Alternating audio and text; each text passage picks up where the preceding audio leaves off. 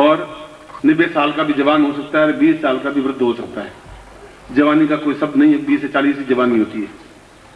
जवानी का मतलब जब जोश हो वो जवानी है, उमंग हो जो जवानी है, जबरदस्ती मिल जाने की क्रिया को जवानी कहते हैं। उफनती हुई नदी समुद्र मिल जाती है वो जवानी कहलाती है। आकाश से उठती हुई बूंदें एकदम से जमीन से छू लेती हैं वो जवानी कहलाती है। जवानी कोई टाइम नहीं होता, कोई उम्र नहीं होता, कोई समय नहीं होती, और मिलने का कोई क्षण नहीं होता कि 4 बजे मिलना है, 5 बजे मिलना है, कि नदी मुहूर्त निकालती रहेगी तो समुद्र मिल चुकी, फिर नहीं मिल पाएगी। कोई मुहूर्त होता ही नहीं। इसलिए जो मुहूर्त देख करके करते हैं वे सब झूठे हैं, व्यर्थ हैं। मुहूर्त जैसी कोई चीज होती नहीं। जब आपको मन में तरंग उठी, रात उठे, मिल लिए, कर लिया काम, साधना कर ली, सिद्धि कर ली, सफलता प्राप्त कर ली, राक्षस बन गए, देवता बन गए, जो कुछ बन गए बने तो सही, कुछ तो बने आप। राक्षस बने तो घोर राक्षस बने, 2000 लोगों को मारे आप, फिर अंगुली मार डाकू बने। देवता बने तो अपना अद्वितीय बने, कुछ तो बने, अद्वितीय तो बने। भाई ये तो कहूंगा कि मेरा एक शिष्य 3000 लोगों को मार चुका है, हिटलर बन चुका है वापिस, ये तो गर्व से कह सकूं, वो भी तुम नहीं करते। वो गर्व भी मुझे नहीं लेने देते, और शुद्धि में सफलता प्राप्त करने वो गर्व भी मुझे नहीं लेने देते, तब फिर मेरा जीवन तो बेकार गया, जीवन का। इसलिए इस क्षण को मैंने मंजुल महोत्सव कहा गया। और मंजुल का तात्पर्य फिर यह है कि हम अपने इन क्षणों को, इन दिनों को, इस समय को, चेहरे पर जो कुछ भी आप लेके आए हैं, उदासी, तनाव, चिंता और चेहरे पर एक थकावट, उन सबको गठरी बांध करके वहां ऑफिस में जमा करवा दीजिए। फिर जब जाएं अपनी गठरी संभाल के, नाम लिखा हुआ आप ले जाइए, घर में जाकर के वापस आप पहन लीजिए, मुझे कोई आपत्ति नहीं, पर यहाँ मुझे दुखी मत करिए। मैं मुस्कुराना चाहता हूँ, आप मुझे दुखी करना चाहते हैं। उदास चेहरा लेके मेरे सामने आ जाते हैं, मैं उदास रहता ही नहीं। मैं जो कुछ बात साफ साफ कहता हूँ, भाई ऐसा है, तुम जानो, तुम्हारा काम जाने, इच्छा है करे, नहीं तुम्हारी मर्जी, बस। वो अपनी बात मुझे कह देती है, अपनी बात बिल्कुल उसके बाद में कुछ माइंड में रखते ही नहीं। तुमने मुझे कहा, मैं सुन लिया, खत्म। इसलिए होली का पर्व और जोधपुर का समय, स्थान और गुरु सामने और शिष्य सामने, चौथी 5 चीज आपको क्या चाहिए संसार में? कोई है ही नहीं इसके अलावा। सबको देने वाला बैठा है, सबको लेने वाला बैठा है, फिर आपने जो कहा क्या है?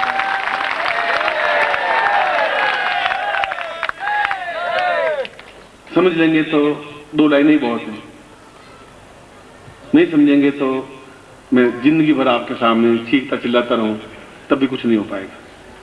ठोकर लगेगी तो एक बार भी बहुत, नहीं ठोकर लगेगी तो 10,000 साल भी समझाते आए। राम के संग वशिष्ठ से लगा के आज तो समझाते आए। आदमी वो का वो रहा है, कुछ उसमें अच्छे बने, रामकृष्ण परमहंस बने, विवेकानंद बने, चैतन्य महाप्रभु बने, बुद्ध बने, ये नहीं बने, पर क्षणिक बने, कुछ बने। और मैं पूरी समग्रता को बनाना चाहता हूँ, ये डिफरेंस है। उन्होंने 8 शिष्यों को बनाया, मैं सैकड़ों शिष्यों को वैसा बनाना चाहता हूँ। मेरा और आपका संघर्ष इस बिंदु पर है कि आप जो है वैसा बनना चाहते हैं। मैं आपको बिल्कुल वैसा बनाना चाहता हूं कि जो अपने आप में उस प्रकार का कोई बने ही नहीं, अद्वितीय बने, और ऐसा बना करके छोड़ूंगा ही, ये मेरा धारणा है। और मुझे अपने आप को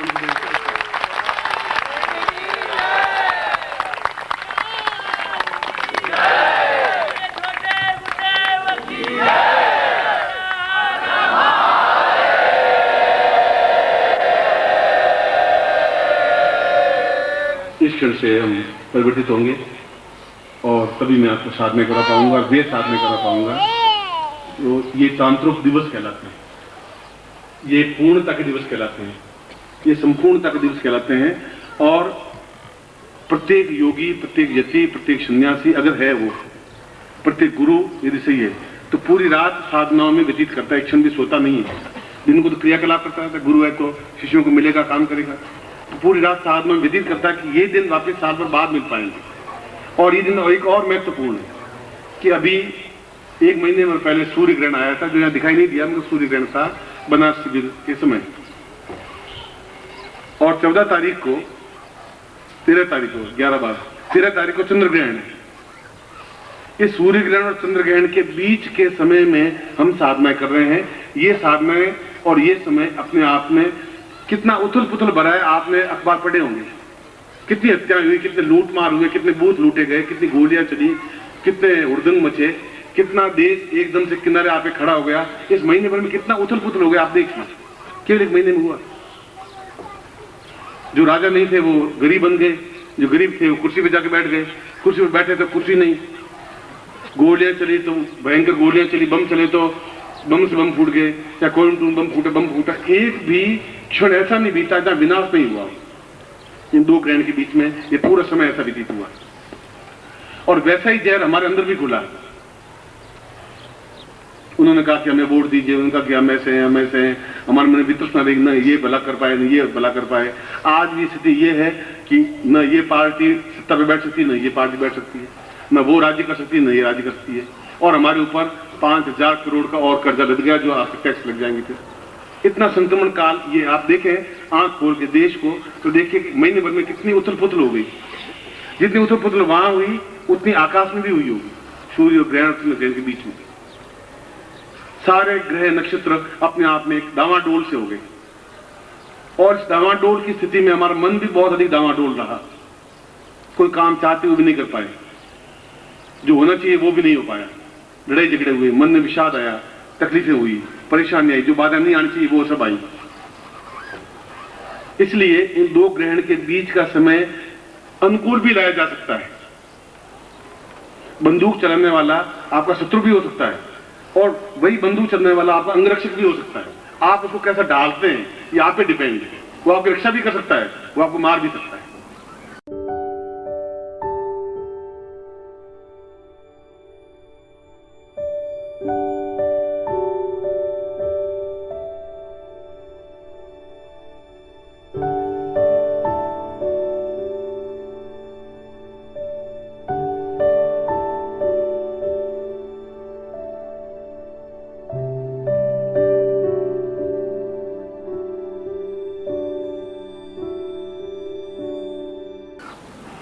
इसलिए इन दोनों ग्रहण के बीच के समय में को साधना दृष्टि से अद्वितीय समय कहा गया है, जो पिछले 100 साल में आया नहीं, अगले 100 साल में आ नहीं सकता।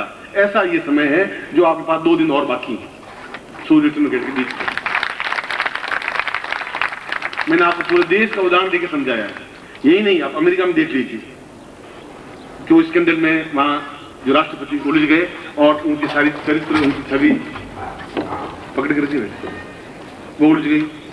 इराक में युद्ध हो रहा था, बिल्कुल विश्व युद्ध किनारे पर आके खड़े हो गए, वो इस महीने में हुआ। ये देश में जितना हाहाकार तूफान हुआ वो उस देश में हुआ। पाकिस्तान में जितना मतलब एकदम से गोलियां चली और मुजाहिद मारे गए वो आपके सामने। ये सब कुछ क्या हुआ? एक महीने में इतना उथल पुथल कैसे हो गया? ये क्षण ऐसा ही था। इस क्षण को अनुकूलता भी लाई जा सकता था, कोई चीज को अनुकूल प्रतिकूल बनाया जा सकता है। मैंने आपको उदाहरण देकर समझाया। जहर खाने से आदमी मरता भी है, और अगर सांप काट ले और जहर वहां लगा दे सांप का ही तो जहर मिट भी जाता है। इसलिए हमारे पास केवल 2 दिन है, वापिस 13 तारीख को चंद्र ग्रहण आएगा। आकाश मंडल में दिखाई दे या नहीं दिखाई दे, आप मुझे दिखाई दे या नहीं दे, मगर आप हैं। इसलिए इन 2 दिनों का और ज्यादा महत्व इसलिए है कि इनको रचनात्मक रूप में हम पूरे लाभ उठा लें साधनाओं के माध्यम से। मैं भी ये चाहता हूं कि मेरा 1-1 मिनट अपनी साधना व्यतीत हो जाए। ये मेरा स्वार्थ हो सकता है, शाम को 7-8 बजे लगा के सुबह 5 बजे तक नींद नहीं देता हूं, नींद और महीने भर बाद दे दूंगा, मगर उद्देश्य यह है कि वे सारी साधनाएं जो गुरु के समीप जाके बैठ सकूं, जो कुछ मैं करना चाहूं कर सकूं, जितना अद्वितीय बनना चाहूं बन सकूं, और पूरे शरीर के रोम रोम को देवतामय बना सकूं, देवमय बना सकूं, और मनुष्य को इतना ऊंचाई पे उठा सकूं कि मैं अपने आप में गर्व कर सकूं। ये सारी स्थितियां मेरे मानस में भी उतनी कौंध रही हैं जितनी आपके मानस में कौंध रही होंगी। और उसके लिए पूरी रात अगर मैं जागूं तो भी कम है, और जागता हूं बनारस शिविर से उस तारीख से लगा के और परसों तक, क्योंकि खाना आप भी खाते हैं, खाना मुझे भी खाना पड़ता है, पानी आप भी पीते हैं मैं पीता हूँ, साधना आप भी करते हैं मैं भी करता हूँ, मगर आपको कहता हूँ और आप करते नहीं है। मैं अपने मन को नियंत्रित करके करता हूं, क्योंकि मुझे मालूम है कि इसकी क्या उपलब्धि है, ये समय क्या है, ये समय कितना डावाडोल है, ये कितना अनुकूल बन सकता है। इसलिए ये 2 दिन सामान्य दिन नहीं है, ये ऐसे बिताने के दिन नहीं, गप्पे मार के बिताने के दिन नहीं है। ये तो तड़प करके बढ़ करके उन साधनों को ले लेना है, चाहे वो धन से संबंधित हो, चाहे अर्थ से संबंधित हो, चाहे स्वास्थ्य से संबंधित हो, चाहे मनोकामना पूर्ण से संबंधित हो, चाहे जो भी हो, जो भी गुरु देना चाहें, जो भी आप लेना चाहें। वो तो बार बार रोज आप खाएंगे, रोज पेट खाली होगा। एक बार खाने से जिंदगी भर तो व्यतीत नहीं हो पाएगा। रोज खाने की क्या जरूरत है, रोज साधना करने की क्या जरूरत है।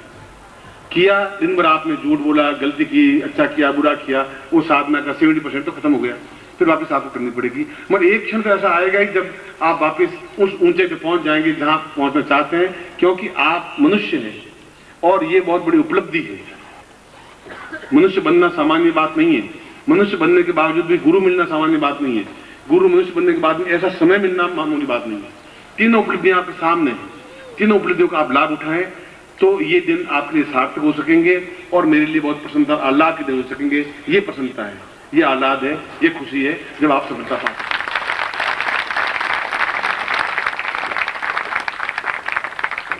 इसलिए बहुत मस्ती के साथ मैं आपको टोकूंगा नहीं।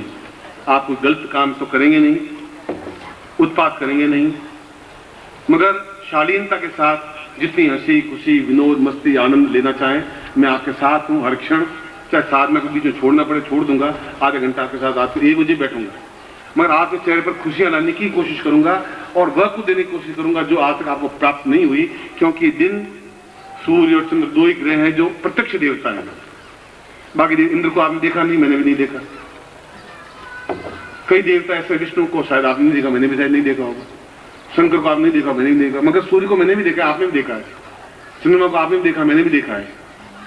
अग्नि देवता, वायु देवता, सूर्य देवता, चंद्रमा देवता, वसुव देवता, रुद्रा देवता, दित्या देवता, यजुर्वेद कहा ये देवता है प्रत्यक्ष। हम प्रत्यक्ष देवता को देख रहे हैं और दोनों देवता अपने आप में ग्रसित हैं, ग्रस्त हैं और उस समय अपने आप में बहुत अद्वितीय क्षण होते हैं। चाहे संगीतकार हो, चाहे पापी हो, चाहे विश्वासघाती हो, चाहे देवता बनने की क्रिया हो, आप जो करना चाहेंगे वह होगा। जो असंभव कार्य है, जो डॉक्टर के तुम्हारा पुत्र हो ही नहीं सकता वह हो सकता है। आप लखपति हो ही नहीं सकते, वह हो सकते हैं। विधाता आपके बिल्कुल खाली लिख दिया भाग्य तो भी भाग्य को भर सकते हैं। क्योंकि ये दिन ऐसे क्षण मुहूर्त ज्योतिष ने बनाए हैं, वो क्षण मुहूर्त बताने वाला चाहिए जो गुरु समझ तक बता सकता है कि ये क्षण तुम्हारे लिए मूल्यवान है। इसलिए मैंने एक दिन ज्यादा रखा, एक दिन पहले 11 को रखा, फिर 12 को रखा, 12 को समाप्त कर दिया, फिर भी 13 को रखा, इसलिए कि उस ग्रहण का भी पूरा फल आपको मिल सके, लाभ उठा सके।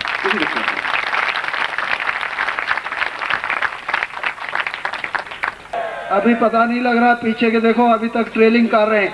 सदगुरुदेव भगवान की, सदगुरुदेव भगवान की, पूजनीय माता जी की, पूजनीय माता जी की, छोटे गुरुदेव की। ओम हर हर,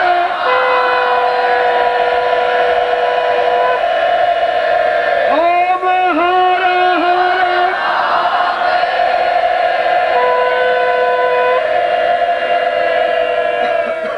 की आदरणीय छोटे गुरुदेव की। ओम हर, ओम हर हर, ओम हर हर।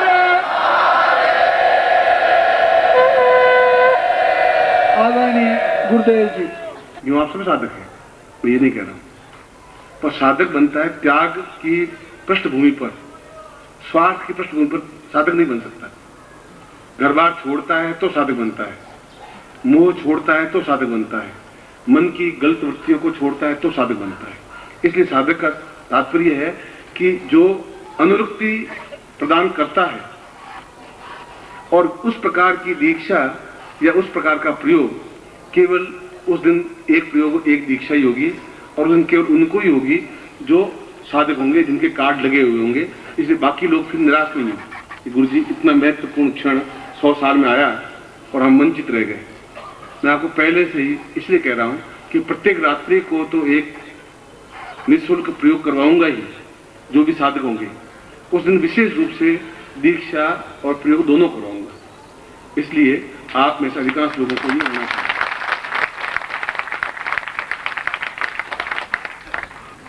आपके साधक हैं, आप मेरे बेटे हैं, इस बात को मैं स्वीकार करता हूं।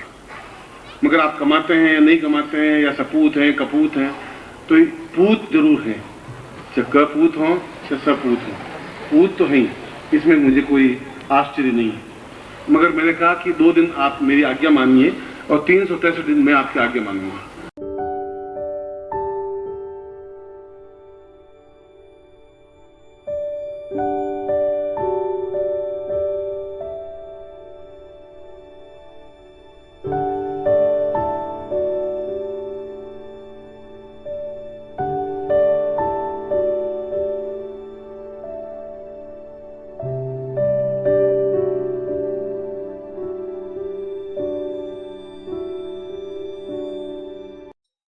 ओम परम तत्वाय नारायणाय गुरुभ्यो नमः। ओम ह्रीं मम प्राण देह रोम प्रतिरोम चैतन्य जाग्रय ह्रीं ओम नमः। ओम भूर्भुवः स्वः तत्सवितुर्वरेण्यं भर्गो देवस्य धीमहि धियो यो नः प्रचोदयात्।